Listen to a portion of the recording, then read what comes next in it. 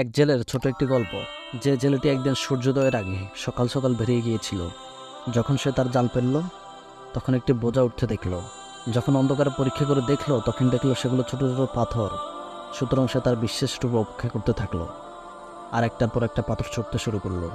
কিন্তু যে মাত্র সে শেষ কয়েকটি পাথর ছুটতে উদ্যত হয়েছে, অমনি সূর্য তার আলোক রশ্মি নিয়ে উদিত হলো। জেলে সবিস্ময়ে লক্ষ্য করলো যে যে পাথরগুলো সে সমুদ্রে ছুঁড়ে ফেলেছিল, সেগুলো মোটেই পাথর ছিল না, অতি মূল্যবান মুক্তা ছিল। অজ্ঞতার অন্ধকারে এ ভেবে মুক্তাগুলো ছুঁড়ে ফেলে দিচ্ছিল যে সবগুলো পাথর। একমাত্র আলোকেই সে শেষ পর্যন্ত প্রকৃত বাস্তব সত্য দেখতে পেল এবং নিকর বিশ্বাসের জন্য অপেক্ষা করতে থাকলো। এ বলে সব অন্ধকার যা পূর্ববর্তী সময়দের অতিক্রান্ত হয়েছে, সে সময়টি নষ্ট হয়েছে এবং সে অতি মূল্যবান জিনিসগুলো হারিয়ে ফেলেছে।